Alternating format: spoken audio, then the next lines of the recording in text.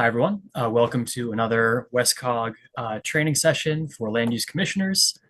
My name is Tucker Beckett. I'm a senior planner at the Western Connecticut Council of Governments, and I'm joined by my colleague, Charles Vidic, our senior project manager. Today, we're going to be reviewing how nonconformities are regulated by municipalities in Connecticut. This training course reviews the range of approaches taken to protect nonconformities and includes the first ever analysis of all nonconforming use regulations in Connecticut. We'll also review legislative and case law authority for its use. The goal of this presentation is to familiarize you with the legal requirements for regulating nonconforming buildings, structures, uses, and lots. We'll discuss how zoning regulations have taken widely different approaches to the goal of increasing the conformity of nonconforming uses.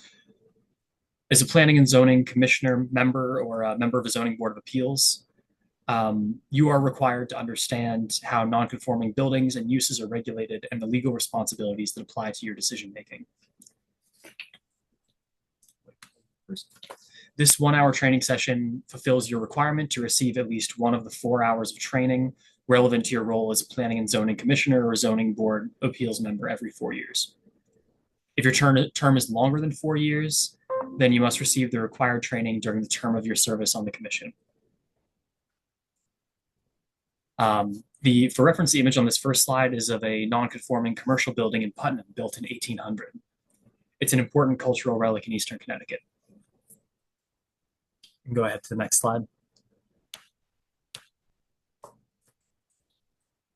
This course is going to provide an overview of the relevant definitions, case law, and history of non-conforming uses in buildings in Connecticut.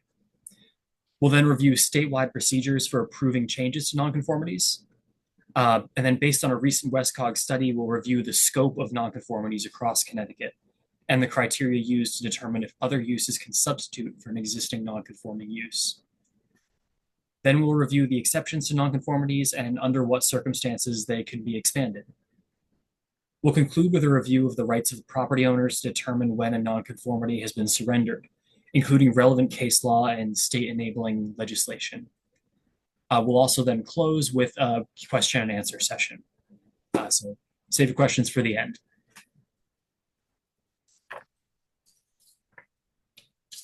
We'll begin with a look at some good examples of definitions of nonconforming buildings and uses from the municipality of Weston. If we can go ahead to the next slide. A definition for a nonconforming building is relatively common in Connecticut. A nonconforming building is one that fails to meet one or more of the dimensional requirements of the zoning regulations. It's important to also review the exceptions to dimensional requirements when assessing whether a building is conforming or non-conforming. We're going to touch on that also a bit later. Non-conforming uses are pretty common in Connecticut since we've had more than 300 years of development before the state established zoning as a municipal responsibility in 1925. A gas station in a residential zone or an industrial building in a residential or commercial zone, both of which existed before the enactment of zoning, are both considered nonconforming uses. However, from a practical perspective, providing when a building or use was first established can be a burden on property owners who may not have sufficient records to document the prior existence of the building or the use before zoning was enacted, or before subsequent revisions made their use nonconforming. Next slide. In contrast to Weston, Bethel also provides definitions for nonconforming lots and pre-existing nonconformities that predate the zoning regulations. Definitions are important, but are often overlooked in many zoning regulations. Courts rely on these definitions to determine the intent behind the regulations on nonconformities when making rulings. So if your commission has not established specific definitions for nonconforming lots, buildings, uses, and structures or other dimensional requirements, now would be a good time to do that. Next slide. Unlike the previous definitions found in Weston and Bethel, New Milford addresses nonconforming structures. This is an important addition to the definition, since the Connecticut Zoning Enabling Act specifies the types of structures that are considered eligible for nonconforming status, unless a municipality establishes their own definitions. Next slide. However, few, if any, municipalities have adopted definitions for the intensification versus expansion of a nonconforming use. The difference between intensification and expansion of a nonconforming use is case specific and is determined by how any given zoning regulation decides to establish boundaries on the extent to which a nonconforming use may be physically enlarged or expanded in terms of work hours, employment, seasonal versus year-round operation, and many other factors. What's conforming in one town may be nonconforming in another. The Connecticut legislature has left a great deal of discretion to zoning commissions to determine what is conforming versus nonconforming, as we'll continue to discuss in this session. Next slide. Here are 5 examples of expanding nonconforming uses: increasing the building footprint, the number and size of nonconforming structures, are potential examples of inappropriate expansion of nonconforming uses. And the Supreme Court has ruled on several expansions of nonconforming uses. Still, there's no hard and fast rules for determining if an expansion exists, since zoning regulations across Connecticut vary widely in their definitions and constraints. Next slide. Generally speaking, a nonconforming use can intensify its activities, such as increasing the number of customers or the volume of business, without resulting in an expansion of the nonconformity itself. However, the Connecticut Supreme Court has ruled that expanding a business from a seasonal to a year-round operation constitutes an expansion of a nonconformity, not an intensification of the use. While Connecticut zoning regulations do not define expansion or intensification, these terms should be included in the definition section of any municipal regulations.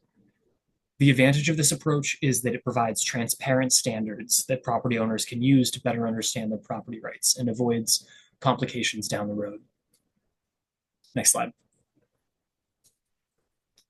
Well, the goal of zoning is to eliminate nonconformities to the greatest extent possible.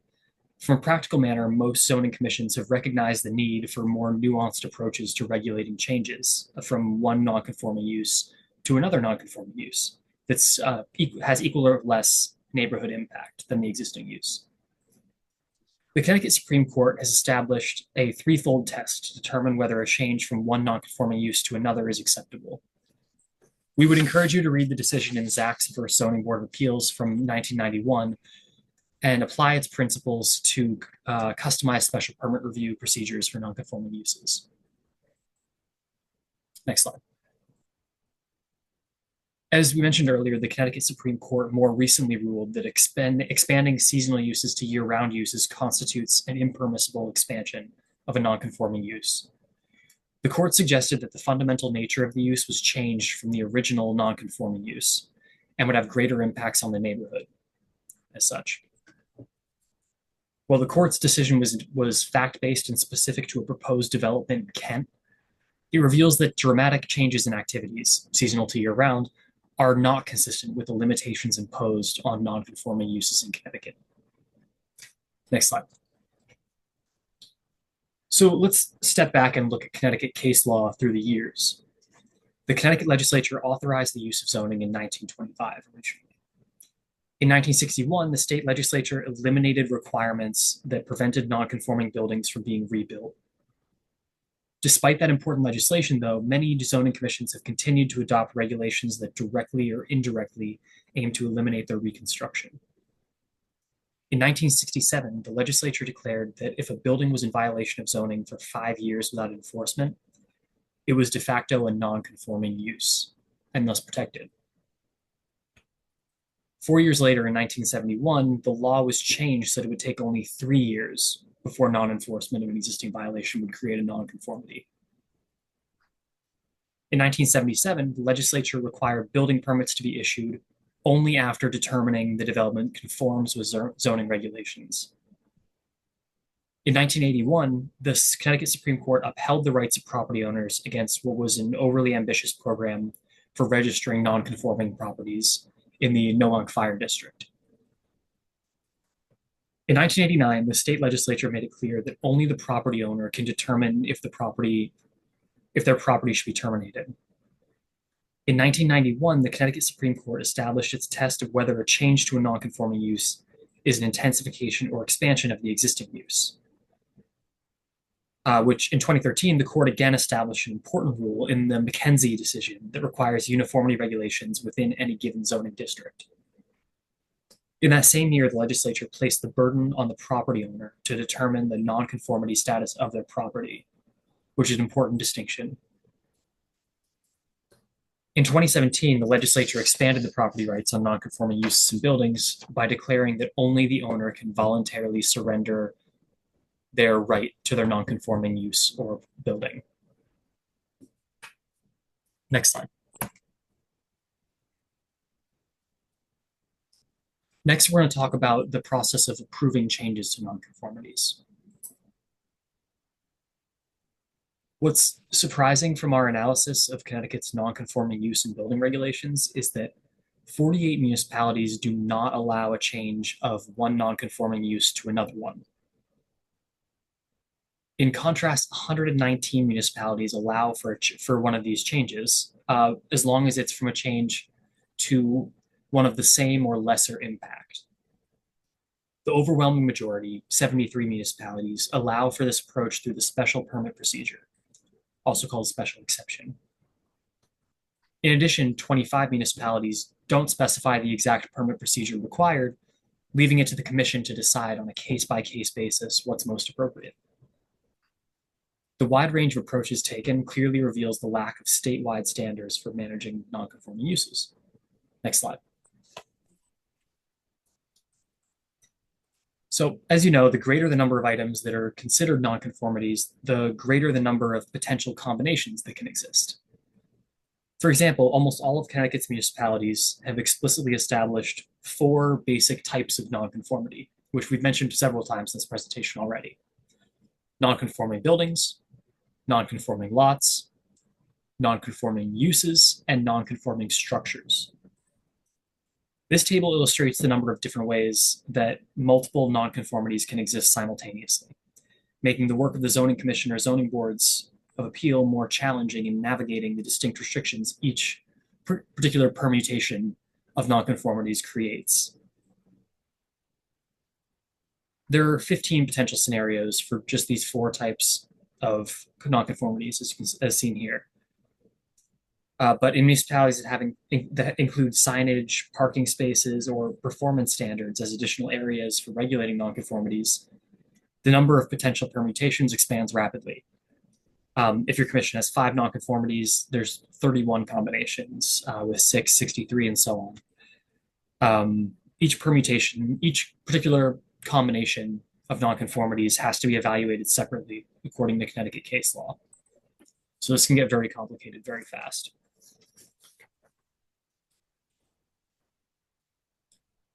Connecticut's Zoning Enabling Act lists specific accessory structures when a municipality has not identified their own. Next slide. The number of accessory structures that exist across Connecticut is vast. This table provides a short list of the most common ones found in the nonconforming structure regulations across Connecticut. The advantage of identifying your own accessory structure regulations, listing them all out for your own municipality, is that Connecticut courts rely on municipal definitions as their first line of inquiry when they're determining if an accessory structure is exempted from setback standards, has its own unique setback standards, or is subject to the generic setbacks applicable to the buildings of the lot. Managing accessory structures and their siting on a given lot takes planning and consideration of the rights of property owners and their neighbors. Next slide. And now I'm going to turn it over to my colleague, Charlie, to talk about criteria for change of nonconformities. Okay, well, thanks, Tucker. So the goal of the state zoning regulations is to allow those who own nonconforming buildings or nonconforming uses to continue as long as they do not expand their nonconformity. So just going over what we've done from the analysis across the state, there are 119 municipalities that allow a change of one nonconforming use to another, as was discussed earlier. What is interesting is that 67 municipalities make that decision on one variable, the one factor approach. In contrast, there are 52 municipalities that use a multi-factor approach.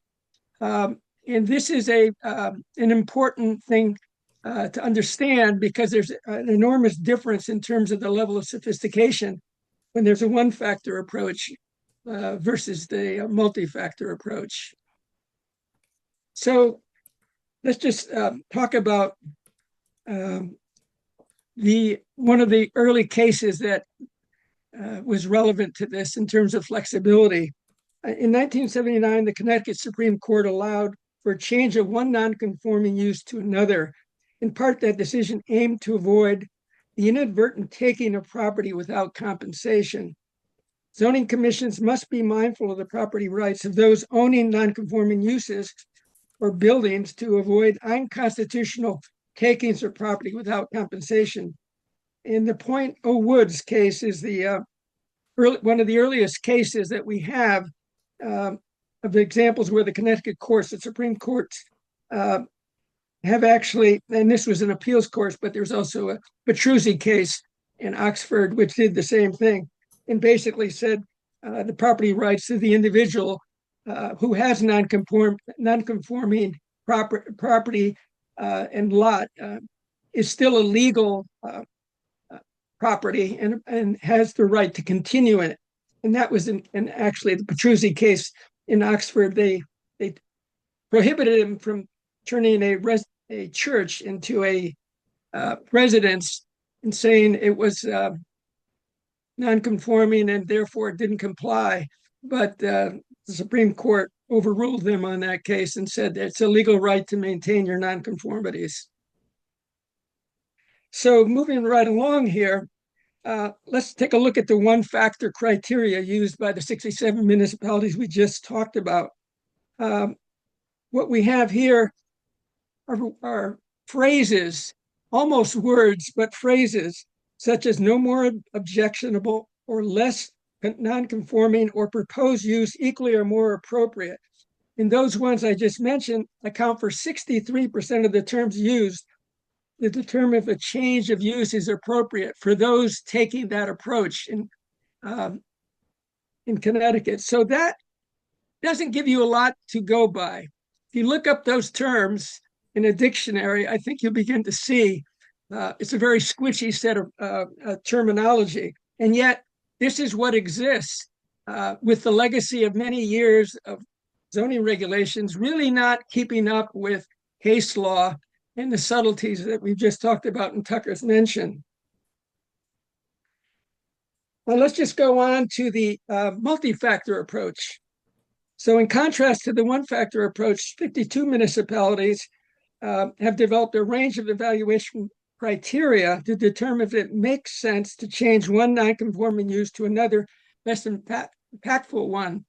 So, here's 28 decision criteria, of which when you take all of them together, there's 217 of them around Connecticut. However, the top 5 on the list are the suitability of the new use in the neighborhood, which is follows the Zach case, the traffic impacts that it might generate, especially if they are greater, which is similar to one of the Zach case criteria, the parking and loading requirements, especially if they're greater, impacts on property values in the immediate area. All of those are in some way related to the Zach's decision. And finally, the 5th, the hours of operation. So those 5 constitute 48% of all multi-factor decision making. So if you believe in the wisdom of crowds, of course, it has to be tempered by the Supreme Court decisions. But I think all of the ones that I just mentioned are very closely aligned with the Zach criteria, the 3-factor Zach criteria of the Supreme Court. So this gives you an idea of the range, 28 different criteria that are out there. And it's not that these all don't have some place. The question is really, how complicated do we need to make it? At least it should be multi-factor. And of course, the court has made a 3-factor analysis approach. But as you can see here, our zoning commissions in Connecticut have taken it a step further.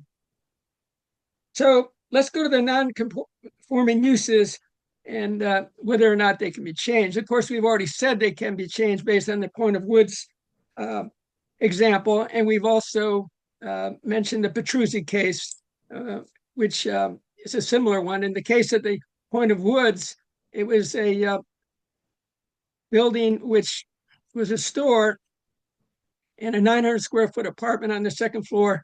And so they wanted to actually do something with it. And the whole concept here was that a residential use of that property was no more non-conforming than the previous use. And the court basically said that this was an acceptable approach. So approving a change to a new non-conforming use is something that can be done, despite the fact that we do have quite a number of towns in Connecticut that have not yet understood that practice. So let's go on to the nonconformities, exceptions, and expansions issue. So there are dangers of excessive focus on ceasing operations, abandonment, or discontinuance. Probably one of the biggest reasons is that, according to the latest census, there are 327,771 dwelling units in Connecticut built before 1940. And of course, we do have zoning commissions that, including Greenwich and a few on the phone here, that were done before 1940, but the vast majority of Connecticut's zoning came in from 1938 onwards. So that raises a lot of questions about the existing housing stock that we have. But really, when you start looking at the areas where we have challenges, it's lake districts, village districts, pre-World War II non-sewered areas, industrial uses in residential zone, gas stations, watersheds. And of course, you have another countervailing perspective, and that's non-conforming buildings, which are integral to the town character and predate zoning. The classic example is Washington in Connecticut. They've actually gone out of their way to counter the whole nonconformity perspective, to recognize the integral value of those nonconformities to the character of their community. So those are some examples of some significant planning perspectives that are saying, one size does not fit all in terms of the way some non-conforming regulations have been applied at the expense of the integrity of some parts of a community. So here's an example. We have 26 municipalities, and I'm going to go into one of them, which is most significant, that have actually provided flexibility in the approaches to non-conforming lots. And you can see there's exceptions for setbacks, lot size, rear side setbacks, and then exceptions for lot frontage, and then a variety of other permutations, as you can see here, and even non-conforming lot reduced for ground cover. What's interesting about this, these are examples of municipalities trying to resolve issues in a way that recognizes the need and value of some of the housing stock or other buildings that they have in a municipality that might otherwise just sit there without the ability to adjust to changing times, such as the slide that Tucker showed about the enormous range of accessories that have developed in the last 50 years, even the last 20 years. So here, let's take a look at the Columbia example. This is, I'd say, the most sophisticated, most unique, and probably the most litigation-proof of all the approaches that have been taken. And basically what they've done is they have actually varied the setbacks, both rear and side, maximum height, maximum lot coverage, by the actual lot size. So these are on the left side are all the lot sizes from 18,500 all the way up to a little less than 50,000 square feet. Each of them has been given a dispensation with consideration of wetlands, water bodies, and slope considerations, and we'll get into septic and water as well. I consider this to be probably the most interesting and sophisticated, and also the one that in my opinion, is consistent with the uniformity rule that the McKenzie case uh, decided by the Supreme Court. It is consistent with that concept. So it's something that anybody interested in flexibility should look at the Columbia strategy. Well, here's an example of what the Columbia Lake, which is where that is most prominent in terms of its application. You've got undersized lots on Columbia Lake. It predates zoning, and you get a sense of it's tight, but this is an example where that regulation applies. Again, here's another example of the same lake, but a different house. And you can see they're relatively close, very tight in terms of setbacks. So the uniformity rule applied to non-conforming buildings is one of the key issues. So the statute says such regulations shall be uniform for each class or kind of building, structures, or use of land throughout each district. So applying the uniformity rule to non-conforming buildings means that the regulations must be uniform throughout each district. The approach taken in Columbia is an example of the uniformity rule applied to qualifying non-conforming lots and buildings. I highly recommend anybody interested in dealing with that issue with nonconformity, whether it's lots or setbacks, to take a look at that particular approach that they've done in Columbia. So now let's talk about exceptions to dimensional requirements in Connecticut. We identified at least 380 exceptions to dimensional requirements. And this is another workaround that zoning commissions have used to deal with cases where the setback requirement for the principal building may not be the same setback for the accessory uses. And so you see a whole range of approaches that have been done in Connecticut in order to try to adjust for the one size fits all of standard approaches. And whether these exceptions or not would be held up by the courts would be a question of whether or not it's done with consistency and consistency with McKenzie decision of the Supreme Court. I would say that would be the number one factor. So let's talk about the expanding non-conforming buildings. And we did an analysis of the 167 towns to see what goes on. So for those who don't think that, it's not possible to expand non-conforming buildings, we actually found that there's a goodly number that do allow non-conforming expansions with conditions, as you can see in this table here. And of course, allowing conforming expansions, you would think that everyone would do that, but it's a free country. So you have all kinds of things that do happen in the real world. So the total municipalities that allow expansions in Connecticut of one sort or another, as listed in this table, is about 83%. And we have 3 towns that fail to address non-conforming expansions in Connecticut, and we have 27 that prohibit expansion of non-conforming buildings. So you can see one of the reasons we're presenting this training is so that we can really get to a level playing field, that everyone has all the same understandings of the statutes, the case law, and zoning practice in Connecticut. So this is a chart which is designed to give examples of what is actually going on in some municipalities. So if we look at in case 1, the proposed addition does not conform to side yard setbacks, but is no more non-conforming in width than the existing building. This approach has been adopted by 14 zoning commissions in Connecticut. In contrast, case 2 involves an expansion in the back of a building that exceeds the front yard setback, but would not violate the side yard or rear yard setbacks. This approach has been adopted, case 2, with 12 zoning commissions.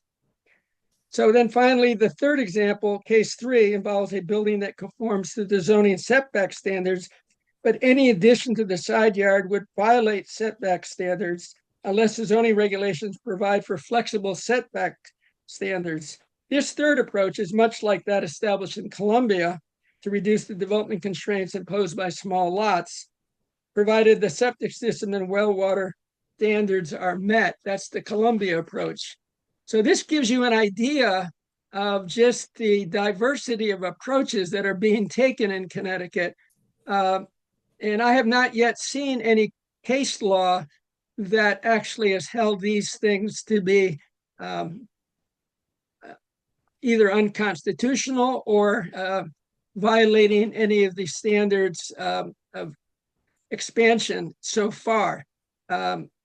Anyway, there's always the question of future litigation and how any given court is going to look at the facts of any individual matter. But this is one of the key variables is the McKenzie decision and how things are applied uniformly. So if there's a uniformity of approach to how these are done in terms of exceptions, that's a critical factor. So let's just look at a few issues here. This is the 1829 Baptist Church in Wellington, Connecticut, and it doesn't qualify for a side yard exception. If you can look right there, that church is literally about 12 inches from the pavement edge. Gives you an idea. Now, what are you going to do? If nobody shows up for church for 3 months, according to some regulations, or 6 months, they might consider it abandoned. Of course, the other alternative in this case is to relocate the road over, because if you're actually there, the road splits right where that car is, and they could have made the intersection with Route 44 a T intersection rather than a T plus an angled one, which would have eliminated this problem. So not all solutions are zoning solutions. Sometimes the solution is actually realigning the road and getting DOT to do it. So let's look at this. This is the building that you saw at the front slide of this presentation, as Tucker showed it. This building lacks adequate front yard and lot size. Built in 1800, doesn't comport with those two because the minimum lot size is 37,500. It only has 15,682 square feet, most of which is consumed by the large building. It's currently vacant, owned by a real estate company. But fortunately, the Pomfret zoning regulations allow for its continued existence as follows, quote unquote, non-conforming buildings and structures may be expanded or enlarged, provided no increased encroachment, including any vertical, horizontal expansion within a setback area.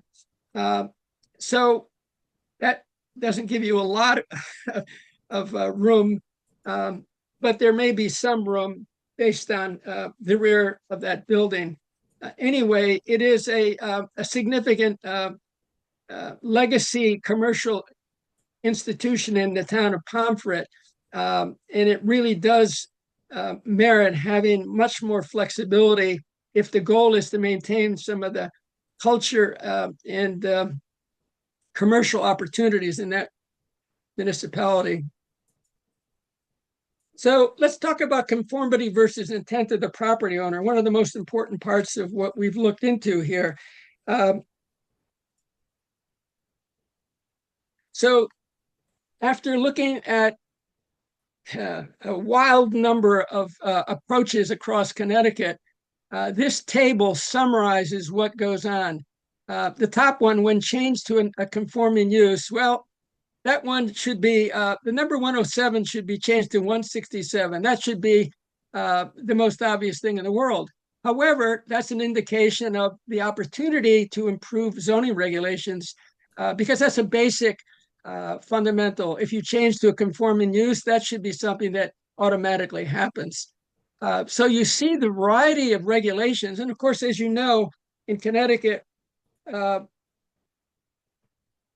what they say is plagiarism is the sincerest form of flattery. Of course, we all plagiarize from each other's zoning regulations because we have some commissions that have put a lot of time into developing legally tight regulations. So there's a lot of opportunity that way, but you can see on the statewide level, only 25, that's the blue color there, actually of the zoning regulation, actually say that the owner voluntarily discontinues the use is the basis for when the non-conforming use must conform. And really based on the case law and based on the statute and the number, actually quite a number of legislative initiatives over the last 30 years, that's the only one that actually makes sense. The others are interpretations that zoning commissions have given, and there are some of them that do make sense, but some of them really, it's really an opportunity for improvement and consistency with the statutes and case law. Non-conforming building that is moved, that would be an example if it was moved to another lot that was a conforming lot, that would be an obvious case. But actually, that the way it's worded in most zoning regulations is it doesn't specify whether it's moved to the lot on which it's currently on or it's moved to another lot. So specificity is a very important thing. And so we have, this is one area where there's an enormous need to bring our statewide zoning regulations on nonconformity and the discontinuance rule into compliance with statute and case law. So let's talk about the urban girls versus the zoning boards of appeal in Bridgeport. The non-constitutional taking of private property without compensation by forcing property owners to give up the right to their property has been upheld in the case of urban girls versus the Bridgeport ZBA. Voluntary discontinuance is the foundation for any municipal nonconforming use regulation. What we have determined from this training program on nonconformities is that many zoning commissions have redefined the word voluntary to accelerate the elimination of nonconformities. This perspective represents a misrepresentation of Connecticut's commitment to maintaining nonconformities as long as they are not expanded. However, as we've seen, there's a great deal of mission creep occurring in the administration of nonconforming building and use regulations, in which, in part reflecting the lack of statewide oversight of the degree to which zoning regulations properly implement the state's zoning enabling act. And really, let's face it, it's only since 2021 that we've had mandatory training in Connecticut. So it's an opportunity just to learn from each other and also to have some standardization to the extent that it is appropriate. Not that towns should all be the same, but there are certain things in terms of the statute that should be fundamental. Now, we're not going to go into this slide because this is part of the report that we issued last month called Zoning Nonconformities, where rules and reality diverge. But it summarizes, not only in the report, but here, everything in what we've talked about, except for two things. And the two things are basically item 3 and 13. Item 3 is the chronology of zoning amendments that municipalities' zoning commissions should really have a chronology of zoning amendments since the adoption of zoning regulations. Having gone through all of them, that's not the case. There's not a single zoning regulation that we have looked at that goes from the beginning of their inception of zoning. So there's that problem. But the concept of having that is important in item 13, where you consider the non-punitive registration of non-conforming uses. However, as we've indicated here, it should only be done once item 3 is completed, which is actually to have a chronology of zoning amendments. Many commissions do have a chronology, but not all. And that's one big distinction. But even having a chronology, but only goes a certain way back, without that chronology, having a registration, which is what happened in the case of the Nowak Fire District, that got thrown out by the Supreme Court because the registration was done without this, with little specificity as to what actually constituted a non-conforming use in a non-conforming lot and how it was determined, the evidence that could be used to determine what was non-conforming.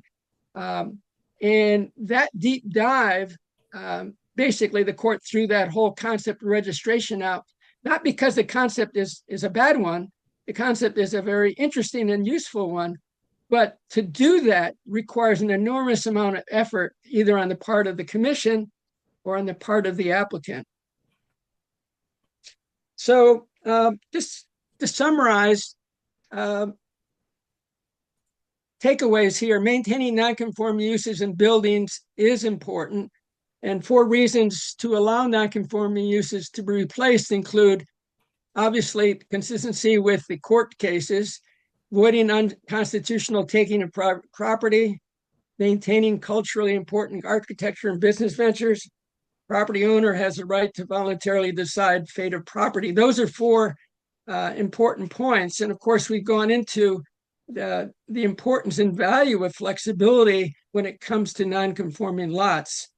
And treating them as a class or kind of building, and having them in that context so they can be regulated uniformly is one of the most interesting parts of the analysis that we undertook across the state. Particularly, I highly recommend looking at the Columbia approach to that issue. So further takeaways, not that we've done it yet, but I do believe a model zoning regulation, not necessarily one size fits all, since we have a variety of approaches in between urban, rural, and suburban in Connecticut. But I think there are some benefits in developing a model regulation above and beyond the checklist that we put together. And of course, we've talked about the excessive focus on abandonment and discontinuance versus the emphasis on trying to maintain nonconformities, but in a way that is in the interest of the community as well as in the interest of enormous sectors of our state, which are approximately 22% of all housing in Connecticut is in a non-conforming, potentially non-conformity status.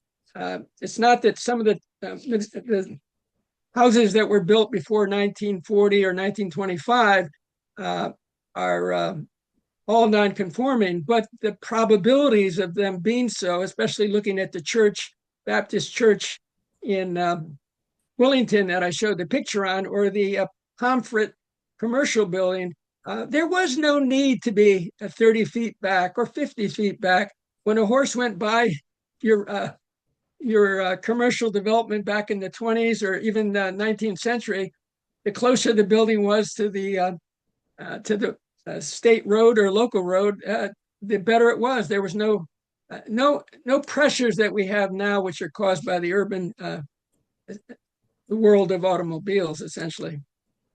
So we also have included relevant case law. We actually have a handout that gives a lot more exhaustive list of the non-conforming case law, which goes beyond this list here, but these are some of the ones that we've actually cited in this particular presentation. And of course, we've also included some pretty important law journal articles. And I highly recommend, for those who know Terry Tondreau, well, I knew him and I used to work with him. His work still, even though it's dated from 2002, still is one of the best treatises on Connecticut land use regulation. It's not the only one, but it's actually a very valuable one. And to close out, of course, we have that reference to our study that we just completed. And, feel free to contact either Tucker or myself if you have questions. But at this point, I think Tucker will open it up for questions. Yeah. if anyone has any questions, feel free to let us know. Yeah, we'd appreciate any feedback. Absolutely, especially since it's the first one we've given. And Gus, you in particular, I'd be very interested in your comments. I mean, no, this was great. This was great. The study you've got up on screen there from November. I haven't seen that yet. Is that a something I can find on the Westcog website and print and read? Is that a where is that something I can read in Yeah, yeah, where? you can. And I think it's under Tucker. You want to give the specific part of the website where it is? Yeah, Yeah, I'll I'm put in the the link, website now. but it's up with the rest of this of our reports under land use. Land use, report on zoning nonconformities. That'd be the one. Beautiful. Yeah, yeah, we'll print these out and distribute them around to the to our commission. Yeah, 52 pagers. Great. You guys, Yeah. did you order them printed at all anywhere, or it's really just a PDF? Uh, I think it was just a PDF, Tucker, right? Okay. I don't think we actually made copies to distribute. There are no hardcover book versions of it or anything. I mean, it's I'd love We to have make one it internal hardcover to copy tell you the truth, pre-printed. but but it's not in the budget. It's not in the Westcott budget. uh, well, good point. I mean, I think it'd be a great idea to make the color version. The only copy I got was thanks to Tucker, who printed it out for me a couple of Yeah. weeks ago. Um, it's in color, so I don't know if that was the No, reason. no, yeah, we can. I think we have a color printer in the office. We can make some copies. No, this is great. Yeah, and Sally and I have just are both on this. She's our chair, and we've been texting about it. We're going to sit down later this week. I know it's Charlie, well, because I talked to you Yeah, about this. We are, in the process in Weston of trying to change our code to make to actually make it easier for a lot of people to build things that are currently forbidden. But we essentially have no commercial. We have almost no commercial structures at all in our town. We have a tiny little downtown, and we don't have. We have we have fewer than 10 non-conforming commercial uses in the entire town. So that's not a big area of concern for us. It's all about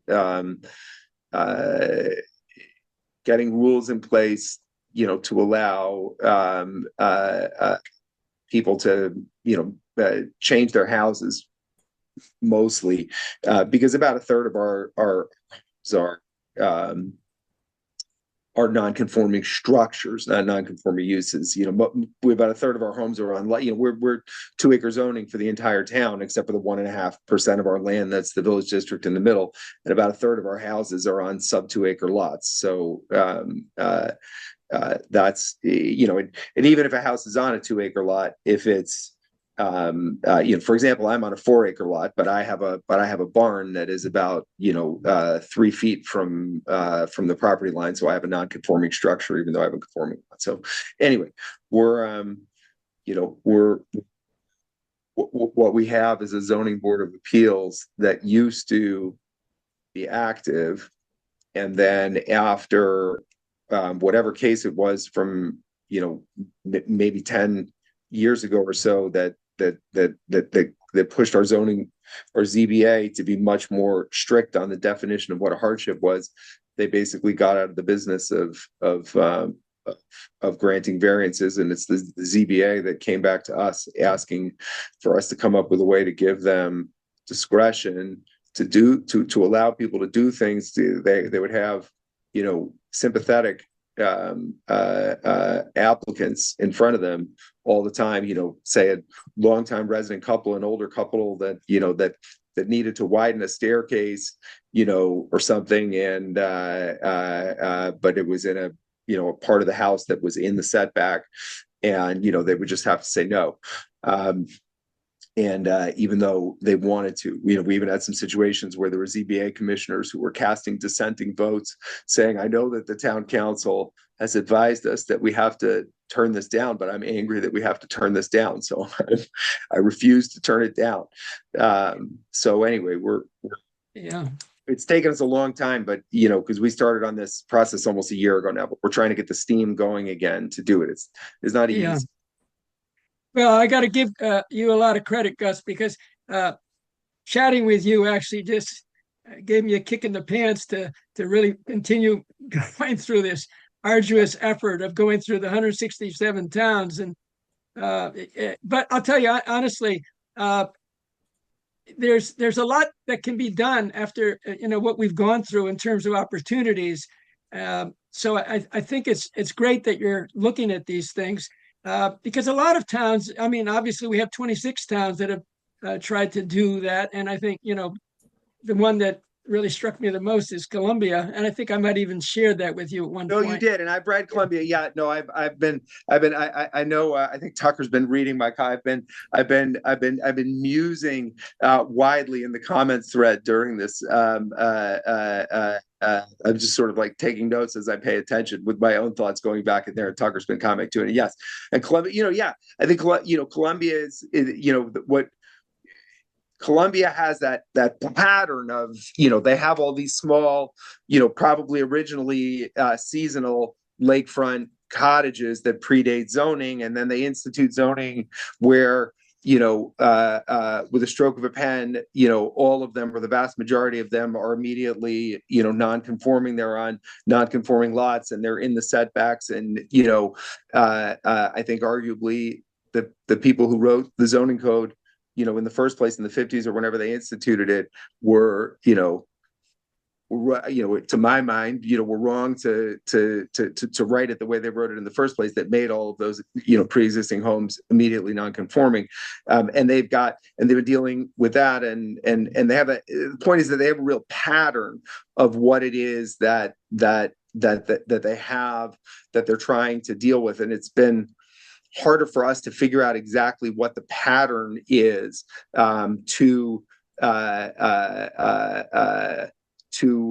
nonconformities that we think people find sympathetic to allow to change.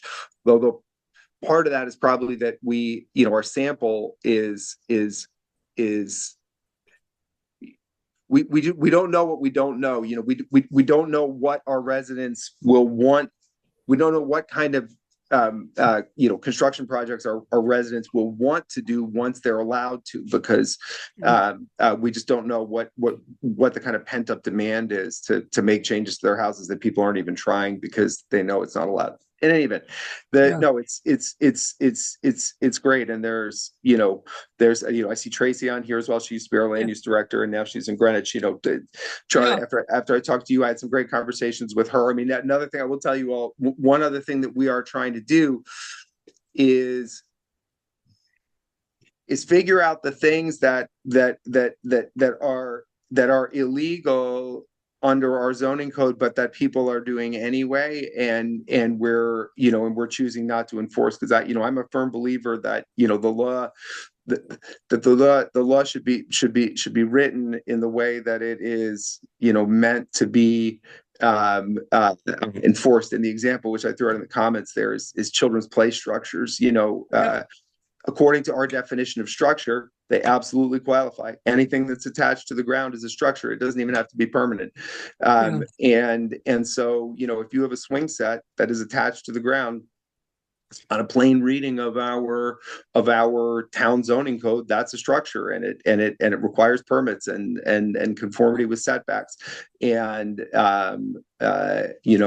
our office is way too over. We have a couple of part-time people, and they're way too overstretched to begin to address whether they should be permitting swing sets. And so therefore we we don't issue permits for swing sets, and basically every tree house in this town that's more than 3 years old is grandfathered in because it's never gotten a zoning enforcement action brought against it as long as it's been there for 3 years. But they're all in violation until they've been 3 years. So, for example, we're going to look at defining making exceptions, like children's play structures will be accepted from the definition of structure, although we'll probably then have to put more words around that, like as long as they're less than 100 square feet or 500 square feet and don't have electricity and plumbing, because you never know, somebody could build a children's play structure and build a indoor hockey rink and call it a children's play structure. Well, those are all great points. And let me just open it up because there may be some other questions here absolutely, too. Absolutely. Yeah, no, it's great, Gus. I'd go on for hours here, but I just want to make sure everyone gets. No, I see a lot of the people on here. I see Margarita on here as well. These are a lot of the same people. I'm Margarita. Hi, Tracy. The same. It's the same small group of people that seems to be most focused on these issues. Yeah, I'd like to hear from Tracy and from Margarita if any comments they have and any thoughts they have. This is we've got the brain trust on this group here, so why not? Go ahead, Margarita or Tracy, or whoever. Tracy. Tracy? Sorry, coming. Yes? Yeah, I can hear you. Oh, wait, you can't see me though. Wait a minute. There we go. Oh, yeah. You're on another monitor. Let me line you up so I'm not looking sideways. There we go. Yeah. Hey, good to see you. Good to see you. I didn't have any specific comments. I mean, I think you did a good summary of different approaches. Each community handles things a little bit differently. Right. And you have to go back to, your town's regulation and what you feel is important in terms of goals. And it is important to break out dimensional nonconformities versus use nonconformities so that you can, and that gets mixed up in a lot of communities, and you need to just take the time to break those two apart. Absolutely. That's exactly right on. And I think that's what Tucker was mentioning earlier. It is one of the things I noticed even across the state that there's a lot of the towns that have failed to put in at least the 4 minimums. I know Westport even goes beyond 4. I think they have nonconformities for parking as well. So, and there's others that are out there. So you've got those kind of things. But I think it's an opportunity. Yeah, we deal with nonconformities and parking in Greenwich a lot too. So that's a whole separate category of things. That's one of the few permits that our ZBA actually affirmatively issued in the last year or two. Was one of the country clubs in the pandemic asked to turn a tennis court into a parking lot.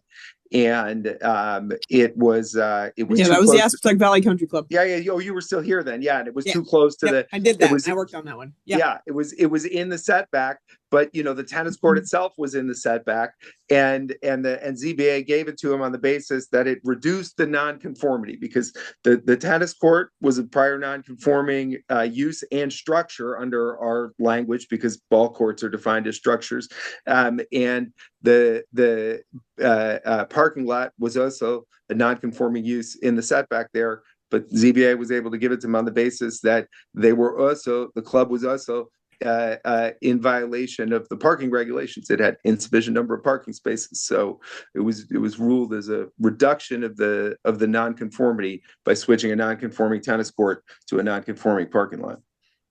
Right. Yeah. And they were next to each other, so it was. From a site work perspective, it was not that big of a deal. So I'm bothered because at the same time that we're talking about nonconformities, we have to look at how we're going to plan for greater density and plan for more housing. And to the extent that we can't manage nonconformities, keep it more orderly, the development more orderly, I think it makes greater density unduly challenging. That if we could reduce nonconformities in areas where they're adding uses that generate traffic, whatever it is, a service station in a watershed. What a great concept. But, to the extent that it's a use or a structure that really doesn't work with your comprehensive plan, and you're trying to, sorry, I have hungry dogs. I'll move. You've got to think about, where am I taking my town? What do I want my town to look like? I want to enable density, and I want it to develop in an orderly way. And yeah, I don't want to just let people build because, they have a vested right from 50 years ago. I want to try and do it in a more organized way. Maybe it's pie in the sky and I'm Pollyanna.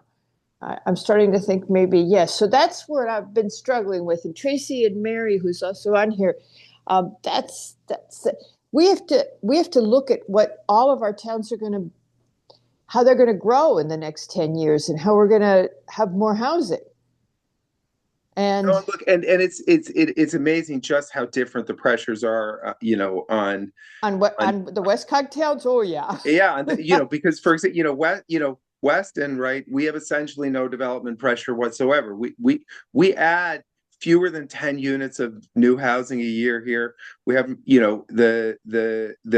we have, like I was saying before, I could count on two hands all the non-conforming uses that are in this entire town of 10,000 people.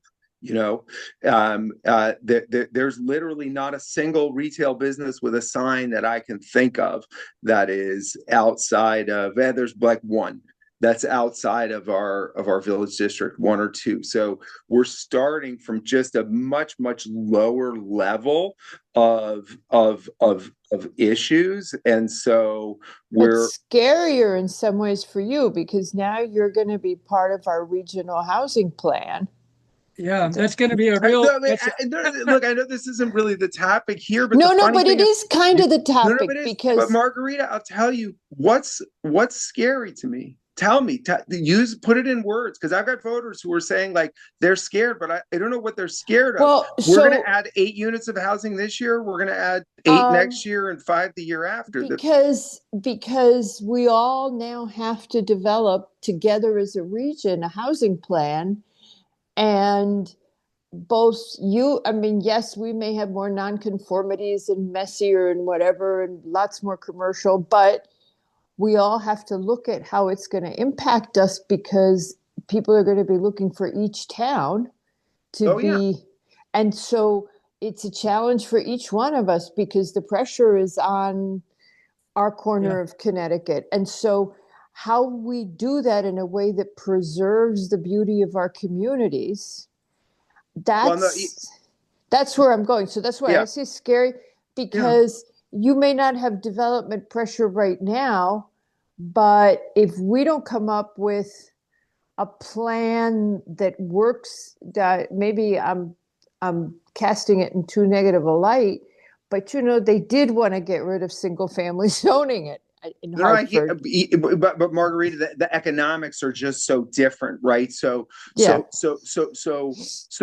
nothing other than single family homes pencils in my town. So it doesn't even, if the state came along and waved a magic wand and said that 2-acre zoning is now 1-acre zoning, right? There's something that was in the language of the bill that was in the language. Yeah, earlier. Go ahead. If that became a law, if 2-acre zoning became 1-acre law, 1-acre zoning by law everywhere there's 2 acres in the state, here's what would happen in Weston next year: nothing. Absolutely nothing. And it would take a century for marginal change to happen in Weston, because we have fewer than 20 building lots in the town that don't have houses on them now, and these are very, very marginal building lots. They're steep, they're wetland, there's a reason why people didn't build houses on them when they were building houses here between the 50s and the 80s. And so those lots, which currently now, to the extent that anyone's going to build on them, they'd put a large house in the center of the 2-acre lot. If the state waved a magic wand and said 2 acre is 1 acre, then to the extent that one of those lots got built on, it would get two large houses. The lot would get split in half and it would have two large houses. But that would barely affect, there would be no economic impetus to do anything other than build large houses. It's just that you'd have them on 1 acre instead of two. And then as to all the existing housing stock, again, very different in Weston than Greenwich. Tear down math doesn't even work here. Like it's funny, I lived in Westport before here, and I would watch, the classic, the standard form of housing that exists all across Connecticut and New England, your basic colonial, revival house that was built between, 1945 and 1975, all these sort of identical houses that were built at about 2,000 square feet, and they're expanded, and sometimes they're 3,000, these two-story houses that they get torn down to the extent that they still exist in, a ranch or raised ranch or anything in Greenwich or Westport. I get replaced with, a $3, $4, $5, $8 million mansion, new shingle style home. We don't get that here. If one of those houses comes up, it doesn't get torn down unless it's in terrible estate condition, and that's an incredibly slow process. Again, fewer than 10 per year. Just to finish this point, if we magically went from 2 acre to 1 acre zoning, then the tear down math would change so that if a raised ranch in Weston came up for sale this year, it probably doesn't get torn down. If it went from 2 acre to 1 acre, then that house would get torn down and replaced by two large houses. But again, it would be an incredibly gradual process. But that's not to say that these things don't have a much more real impact on Greenwich. Yeah, let me just mention though, Gus and everybody, well, tomorrow we're having a planner's lunch, which is going to go over House Bill 8002. And that, I think, is Public Act 25-1, if I'm not mistaken. In that whole issue of housing and its relationship to nonconformities will certainly become an issue somewhere along the line. There's no doubt. But the broader issue is just exactly what that House Bill 8002 is going to do. And I think everyone has to put their seatbelts on for this one, because there's an enormous amount of things that are coming down the pipeline here. If you've gone through that law, it's the most significant housing bill we've ever had in Connecticut in terms of the potential impacts it'll have. So this is, of course, just a plug for Tracy and those who are coming to the meeting tomorrow. Yeah, I'm coming tomorrow. I am coming, Charles. Yep. Okay, so good. And Pat and I are both coming. I'm not going to yours, but I'm taking a different one on 8002 tomorrow. I think it's tomorrow. I'm taking a seminar on it tomorrow. There's an RPA meeting tomorrow that I think they're talking about. I think it's the RPA. I signed up for anything I can find. But that's the whole point. So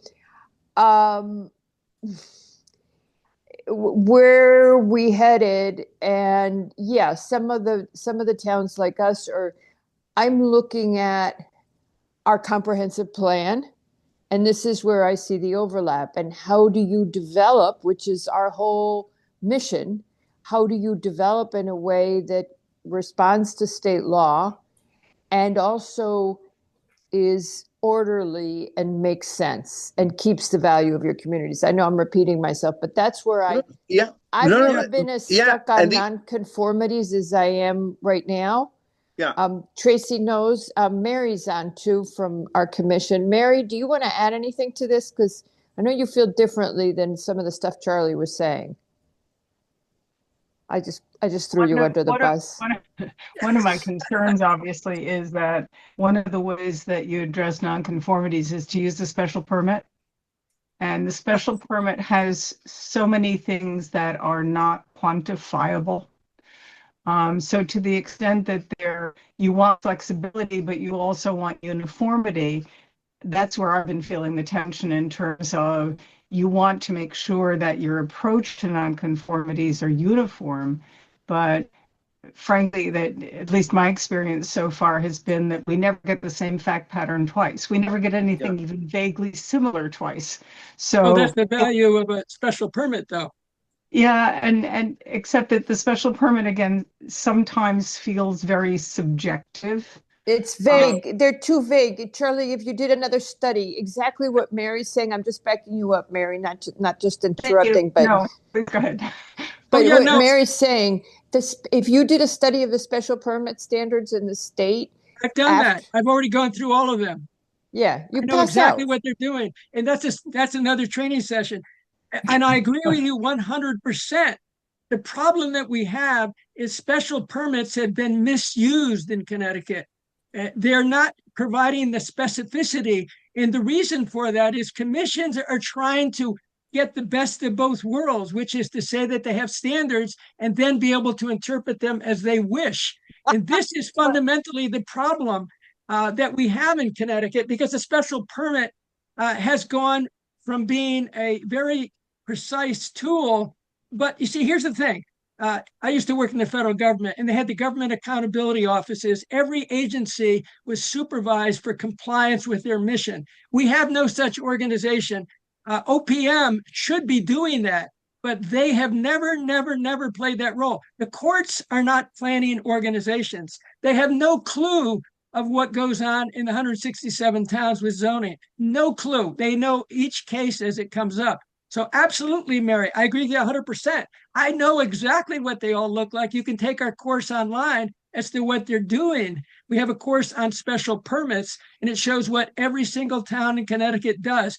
And I can tell you, we have really created some of our own problems by the over vagueness of the standards that exist in the special permit arena. No question about it.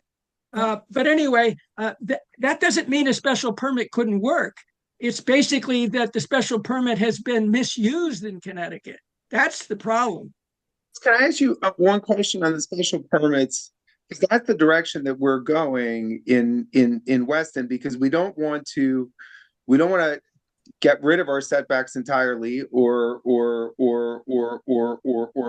shrink them entirely. What we want to do is vest authority back in the ZBA to be able to give people in all of these, to Tracy's and Mary's points, that like even when you think there's a pattern, like I'm convinced there is in Columbia, but maybe there isn't really, every time it comes up, it's slightly different. So we do want to give discretion to ZBA, which they used to do through variances until the courts told them they couldn't do that anymore.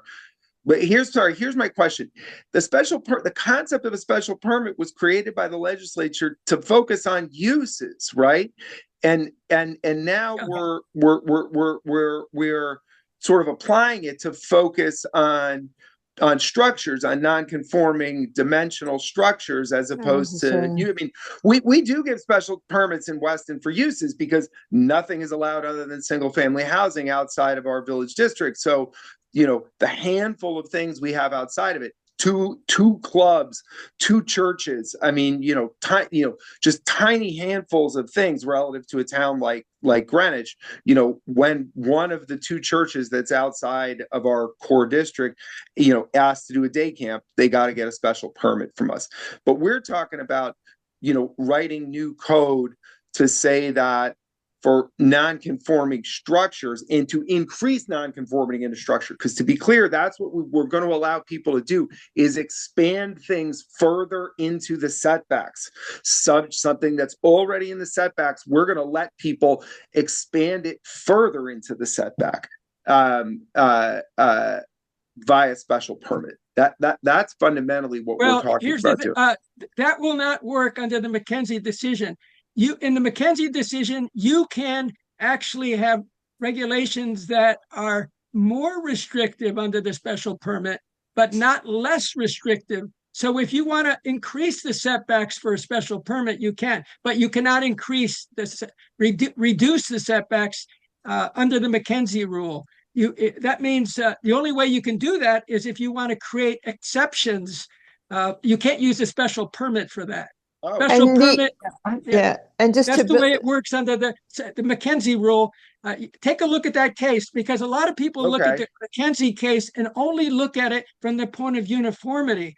But that McKenzie case also deals with a special permit and its limitations. Mm-hmm. And two other points, which would be, one, the special permit is really, the concept underneath it is to add conditions on a use that is allowed, but because of its nature could have impact on the surrounding neighborhood. But it is allowed. And its location.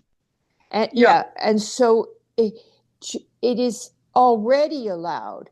And you seem to be saying that you would use it to allow things that would not normally be allowed. And that would be my concern. Go ahead, Charlie. You're the expert. It basically, special permit is like a little zoning district within a zoning district in terms of how it really works. Even though it's never called that, because the only reason that it is allowed in that district is that it has to have so many conditions placed on it that it actually creates a micro district that is like a cyst within another part of your body that somehow nobody bothers the cyst in your body because it's not affecting the rest of the how your body works. And the body being the district, the residential district on which that thing happened. Now, what's happened though, of course, we have special permits for commercial, we have special permits for industrial. Well, in many ways, we've gone too far with the use of special permits when you're dealing with industrial, when you can still deal with those things on a site plan basis. It's mission creep on the special permit. Only one town in Connecticut doesn't use the special permit, and I won't mention which one. But the point is that the special permit has gotten a life of its own. It's not that you can't use a special permit for commercial industrial uses. You can, but there's plenty of reasons where I've seen it go more than the need to go. You could use a site plan review for many of the things if you have a very sophisticated site plan review process. But anyway, it's not that you can't use it for everything, but I've seen it. There's another thing that Charlie, you just touched on, and Sally's very aware of this. The bill, HB 802, and also the flavor of the legislature, they're trying to get us to get rid of special permits, is my read. They want more and more to just be without any extra conditions. So it might be difficult to do, even if theoretically clean, we could lose our ability to do special permits or some of it in the next few years, because that was where they were headed anyway.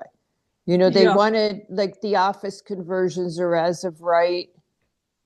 Nursing home conversions are as of right. All that stuff that is going to as of right, not even, and we read a lot of that as we could still require site plans, but what they're gunning for is special permits. Yeah, I agree that is going on. I think the summary review concept they're coming up with, I would argue is nothing more than a conditional zoning permit. And then the question of how you develop a conditional zoning permit. In fact, we had a discussion this afternoon about this with our own in-house staff. And basically the whole idea is no one has defined what a summary review is yet. I believe that at least it's a conditional permit concept.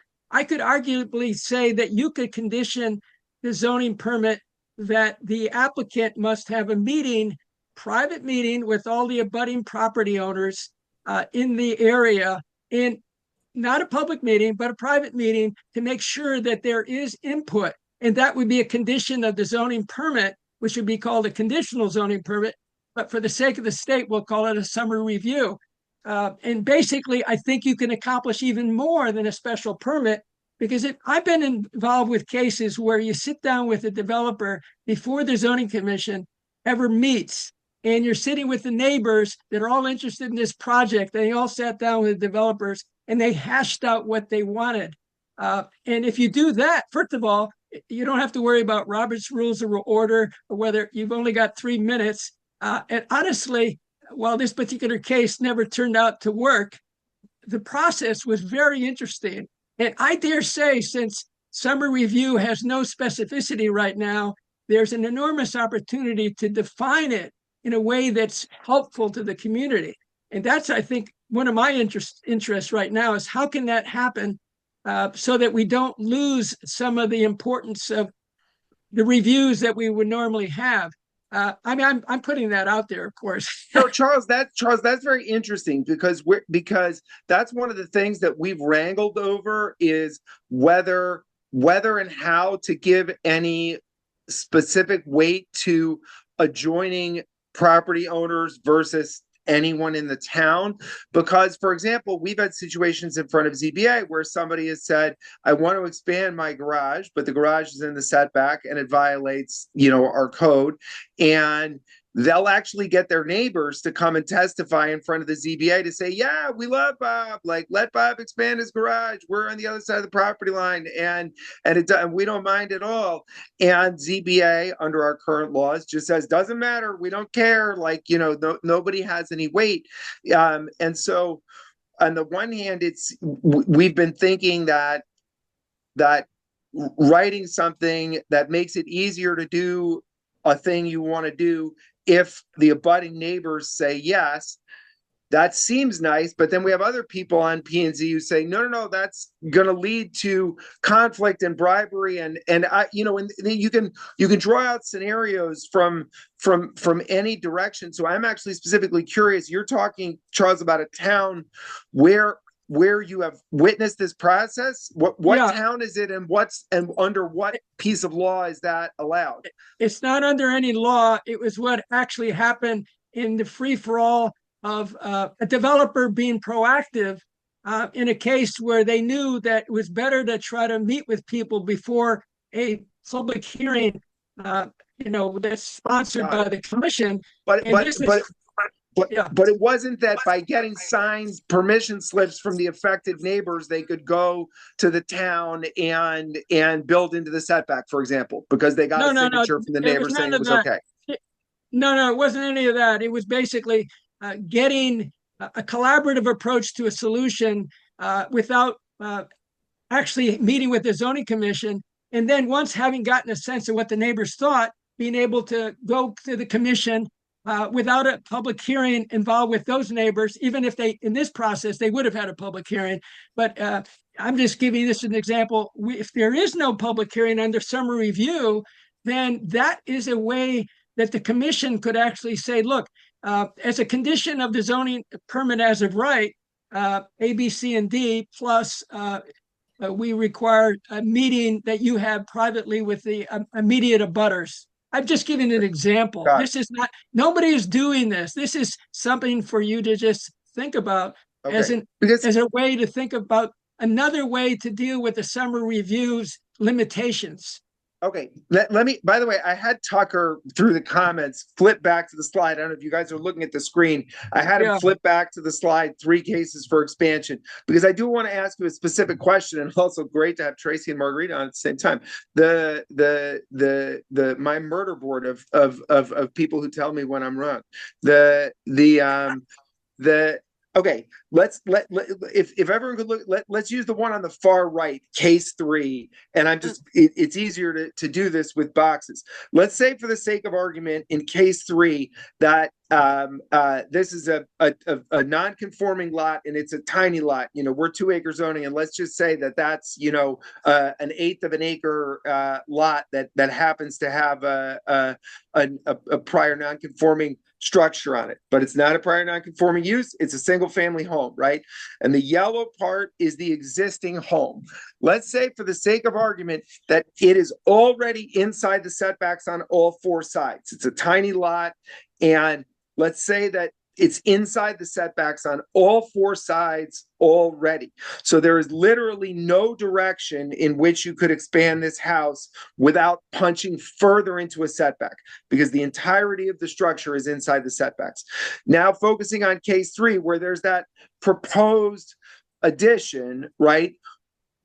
What we're trying to say is, okay, in situations where that proposed addition is something that we actually, as leaders of the town, want to allow, because there are good reasons for it, and it's not harming anybody to block it. We were thinking that we would say that you'd go in front of ZBA. And let's say what that proposed addition is. That proposed addition is putting in central air, and it's putting a compressor in on the side of the house in that gray box, okay? The way our code currently is written, a compressor on a concrete pad is defined as a structure, so you can't build it inside the setback. If we were to decide that we want to allow people to put compressors next to their home, even if it's in the setback, we've thought of it as there's two possible paths to do that. One is that we could define HVAC equipment as not structures. So we could change the definition of structures to exclude HVAC equipment. And therefore, if you wanted to put HVAC equipment in that gray box in case 3 on this screen, even though it's in the setback, you could, because it's not a structure anymore and the setback doesn't apply. The other thing that we've been talking about doing is saying that you could go get a special permit to do that. Are you saying that that would be an improper use of special permits to say that you could go in front of ZBA to get a special permit to put HVAC equipment there, even though it's in the setback? Yeah, that's what the McKenzie decision has said. Got it. Okay. So I got to read McKenzie again. So just to pick on that example for a second, let's just say there's good, let's not argue about whether it's a good or a bad idea to allow HVAC equipment in the setback. Let's just say that's the example we're using now, and we're accepting that the town leadership believes that HVAC equipment should be allowed in that gray box. Are we saying that we then only have two paths? One is to define HVAC equipment as not a structure, and 2 is to just change the setback for the entire town? Well, if the whole town is one zone, it's all one zone. All one zone. It would be that, or you do the exception, the rule by exception, or certain things. Well, accessory uses may not be the same setback as the principal building, for example. Right. So, Greenwich does. Yeah, Greenwich does a lot of that. I know, where they define different setbacks for all these different things, and we don't. We define everything as a structure, and structures have one set of setbacks: 50 feet on the front, 30 feet on the side. That's what you should change right there. Because if you saw the slide that Tucker went into, we have an enormous number of accessories. If you saw the types of accessories that chart, you want to show that, Tucker, that shows. You don't have to go back. I know the chart, but we're a small town. We're simple people, and we're having enough time. We're having enough trouble. Margarita's waving. Margarita, what's your answer? Margarita, you're on mute. Margarita, you're on mute. Yourself. Yeah. We have one set of setbacks for accessory structures for each zone. There aren't multiple accessory structures. I can send you it. So it's a one-page. No, I've looked at it, Margaret. You don't need to send it to me again. No, it's a one-page thing, and each zone, the accessory structures have a different setback. And I would just make regulations that enable people to do what you want them to do. The only reason why we've been going in this other direction that I just outlined is that we don't it's a lot of complexity for us to create new tables with new setbacks for hypotheticals that we don't even know exist, because we don't. That's why we can't. ZBA is asking. This whole process started because ZBA came to us and asked to get their discretion back, and we're trying to give the discretion back to them rather than, because and it's taken us a year to get to not completing anything as it is, because I'm an unpaid volunteer kind of doing it in my spare time, and we don't have a perfect model to follow, and we're like, we could do what Greenwich does, but we don't have the staff, and we don't have the scale of the problems that Greenwich has. We don't have somebody looking at all this. Gus, if you look at that table, you should go back to that table. Tucker, show them the table that shows the wide range of things. And look, at Weston is no different than any other town in terms of human behavior.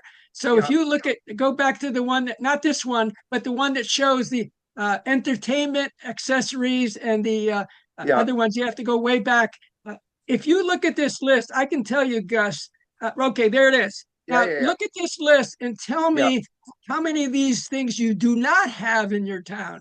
Not the ones you have. Tell me which ones you don't have. I'm not aware of a bocce court, but if anyone has one, they're welcome to invite me over to play bocce. No, That's good. we have all of these things probably. Yeah, I know you've got quite a few of them just because I've gone through your zoning and minutes and wetland minutes. So yeah, no, there's a lot of stuff. And you think about this, then the question is, how many of these things have not come to you because they know they can't do it? Or they just build it and nobody notices on 2 acres, or that's or yes, or that too.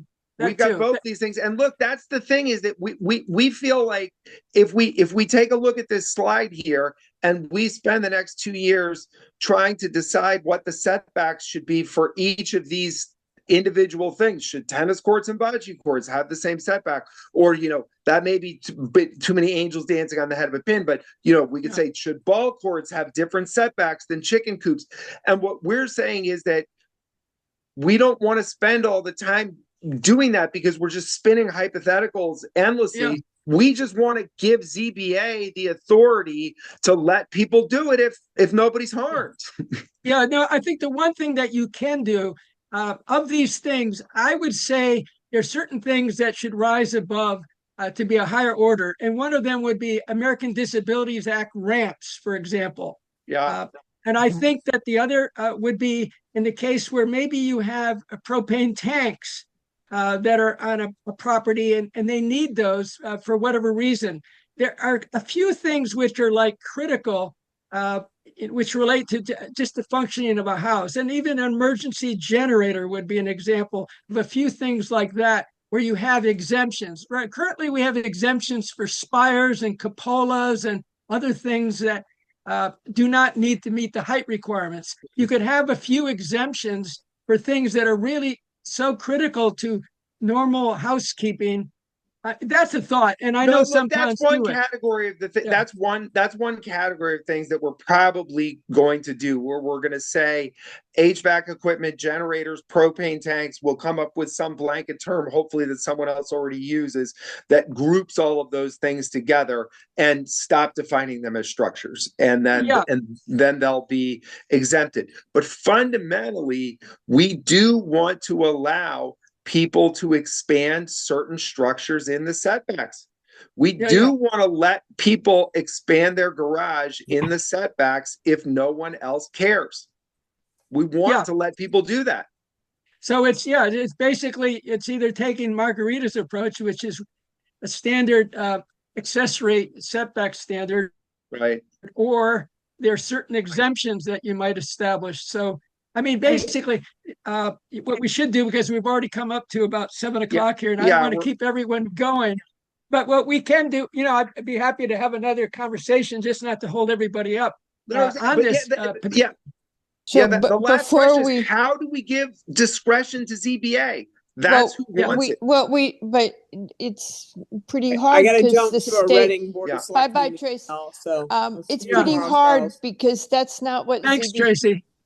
It's not what the Enabling Act has. Then what is ZBA for? Or ZBA never meets because there's nothing for them to do. Yeah, no, that's okay. But the thing is that the Enabling Act, the State Enabling Act, doesn't set up the ZBA to be to do what you're suggesting. Before we quit, because I got to. No, I can tell you, Margarita. Some towns actually have delegated the special permit or special exception to the ZBA. We took it back away from them because then So yes, and they do, but only Charlie, back to what a special permit is, an allowed use on which they may be putting additional conditions, may be going given its nature. Mary, you added words there. But Charlie, before we sign off, somebody who already left said that, I didn't catch her name, but it was one of the people who was here in the beginning. She wanted a training on how we go about adding more housing opportunities. And iceberg. Yeah. Well, we did give that about 2 years ago. Oh, but now we're doing it in the context of a different Yeah. world. Well, I actually, mean, we the know, new yeah. world is actually what, and Tucker maybe should speak to this. Hi, All of Tucker. the council governments are now working together on a fast track plan. And maybe, Tucker, you should mention so they all know this. This is a very important thing, Tucker, if you want to mention it to them. Yeah, right now there's a coordinated effort between all the cogs to go through the entire language of the act with a fine-tooth comb, pull out. We have multiple sets of eyes from multiple cogs going on every single section Hmm. of the act, and we're putting together a very comprehensive review document Great. that highlights specific actions and timetables that are relevant for municipalities, for cogs, and then also things that are still sort of up for that we've identified that are maybe require more clarification or maybe even require legislative fix or require particular care from municipalities in navigating. Okay, great. That would be fantastic because Yeah, that's a key it's in thing. the context. I mean, you know that I don't miss we try to go to your seminars where there were quite a few of us here dutifully, but yeah, that would be good because we're dealing with a different world. And Charlie, if I can't find it just because Mary I think is interested, Yeah. um you sent me about maybe 5 years ago what you think is a model special permit regulation, and I couldn't find it anymore. And I wanted to go back and refer to it. Do you think you could resend it to me? Uh, I can only guess. I may have suggested it was either Stonington or North Stonington. Okay, well, we can look I at think it was those. Stonington because the issue had to do with specificity. Yes. Uh, and Same thing that, we're talking about tonight. yeah, and I believe it's Stonington. First of all, whoever was in Stonington at the time was the protege of Glenn Childer, who's I used to work with him back in the 70s and 80s. And Glenn is the most knowledgeable person. Um, he was anyway. I think he's retired. Um, Mhm. about some of these issues, and his protege really, whatever he did or whether it was inherited, it's really one of the more specific standards that's Oh, out I there. know who it is. I know exactly who you're talking about. Yes. Very smart person. Yes. So, okay, I'll I look at think, those. Mary, let's look at those in conjunction with the work we're doing. That would be great. yeah, Stonington was the town that I recommended, I believe. Yeah. Okay. So Yeah, because it's very unusual, and I've recommended it to other towns to do the same, but not everybody, because the specificity it makes all the difference in the world. It's the difference between uh, horrendous public hearing meetings where there's all kinds of negotiations that go on and on versus like, okay, well, here's a standard. We have a very specific criteria. It makes a big difference, in my opinion, both for the public and the commission itself.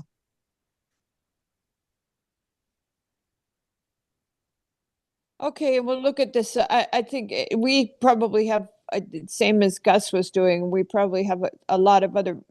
Mary and Noel, did you have any questions left that we talked right over you guys? Yeah, I think the only thing that obviously we could go on for another couple hours, except everyone's hungry. The nonconformity issue is also affecting ZBAs because now, in addition to hardship as a standard to go before the ZBA, the reduction of nonconformities of certain nonconformities is now the basis for ZBA to exercise their authority. So to the extent that that now has to go to, that's an issue that used to be handled on an individual basis. ZBA is probably seeing nonconformity issues more than it had in the past.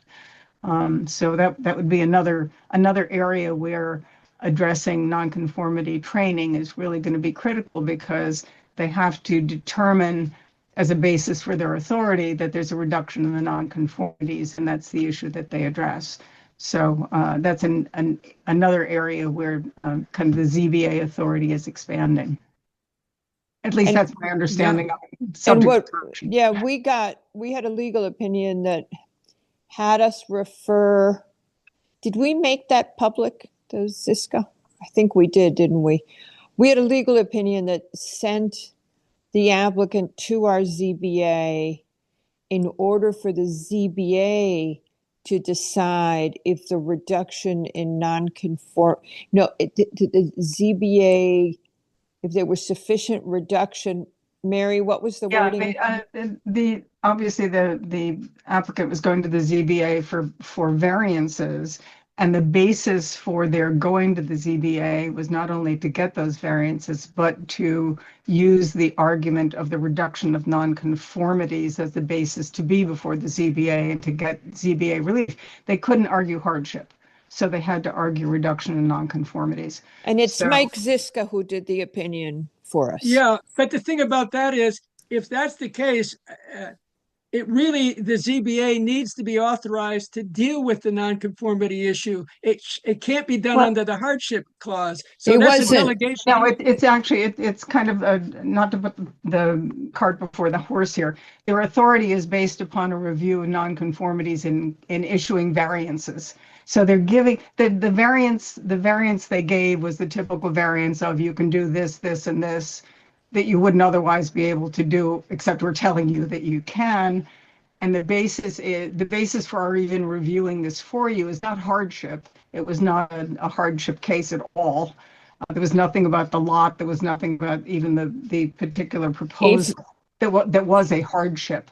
So the only basis the ZBA could use for reviewing and granting a variance was, oh, you are claiming that you are reducing nonconformities on this property. We made it public, the opinion from Ziska that told us to do this. But that's inconsistent with the Supreme Court cases on it.